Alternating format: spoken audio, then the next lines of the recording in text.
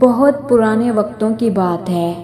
ایک بوڑھا تاجر اپنی زندگی بھر کی جمع پونجی لے کر حج کے مقدس سفر پر روانہ ہوا۔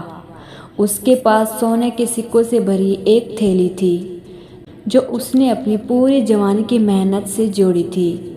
راستہ کٹھن تھا، تپتے صحرا اور اونچے پہاڑوں سے گزرتے ہوئے اس تاجر کے پاؤں میں چھالے پڑ گئے تھے، لیکن اس کے دل میں بس ایک ہی تڑپ تھی کہ کسی طرح اپنی زندگی کا یہ سب سے بڑا خواب پورا کر سکے۔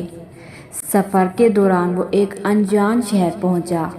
اسے ڈر تھا کہ آگے کا راستہ خطرناک ہے اور کہیں ڈاکو اس کی محنت کی کمائی نہ لوٹ لیں۔ اس نے سوچا کہ کیوں نہ یہ رقم یہاں کسی معتبر شخص کے پاس امانت رکھوا دی جائے۔ اسے ایک شخص کے بارے میں بتایا گیا جسے لوگ امانت دار کہتے تھے۔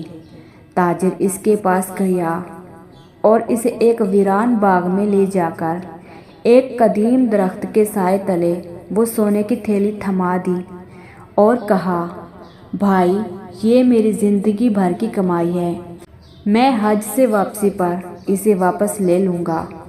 کچھ مہینوں بعد جب وہ تاجر حج کی سعادت حاصل کر کے واپس لوٹا تو سیدھا اس شخص کے پاس پہنچا۔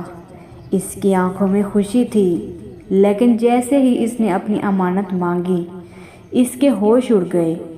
وہ شخص صاف مکر گیا اور بولا، کون سی امانت؟ تم کون ہو؟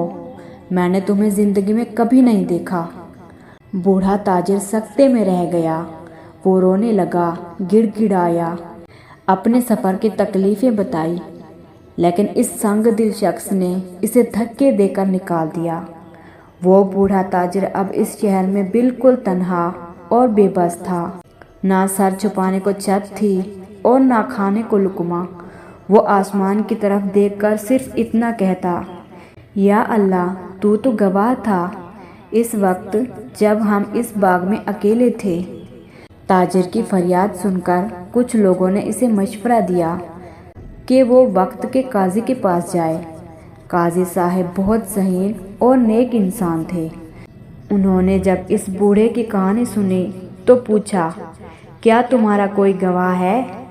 تاجر نے روتے ہوئے کہا، حضور، وہاں میرے اور اللہ کے سوا کوئی نہ تھا، بس ایک پرانا درخت تھا جس کے نیچے میں نے رقم دی تھی۔ قاضی نے ایک عجیب حکم دیا، جاؤ اس درخت کو میرا حکم دو کہ وہ یہاں آ کر گواہی دے۔ عدالت میں بیٹھے لوگ ہنسنے لگے اور وہ دھوکے باز شخص بھی دل ہی دل میں مذاق اڑانے لگا۔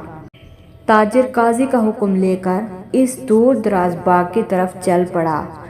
قاضی نے اس دھوکے باز شخص کو اپنے پاس بٹھا لیا اور دوسرے مقدمات سننے لگا۔ وقت گزرتا گیا۔ اچانک قاضی نے اس شخص کی طرف دیکھ کر پوچھا، اے شخص، وہ تاجر اب تک اس درخت تک پہنچ گیا ہوگا یا ابھی راستے میں ہی ہے؟ وہ شخص گھبراہٹ میں اور جلدی میں بول پڑا، نہیں حضور، وہ باغ تو شہر کے دوسرے کونے پر ہے، اسے وہاں پہنچنے میں ابھی بہت وقت لگے گا، وہ تو ابھی آدھے راستے میں ہوگا۔ پوری عدالت میں سناٹا چھا گیا۔ قاضی نے گرج کر کہا، بس ہمیں گواہی مل گئی۔ اگر تم اس جگہ کو نہیں جانتے تھے تو تمہیں کیسے پتا چلا کہ وہ باغ کتنا دور ہے؟ اس شخص کا چہرہ پھک ہو گیا اور اس نے اپنا جرم قبول کر لیا۔ تھوڑی دیر بعد وہ بوڑھا تاجر روتا ہوا واپس آیا اور کہنے لگا، حضور، میں نے درخت سے بہت منتیں کی پر وہ نہیں آیا۔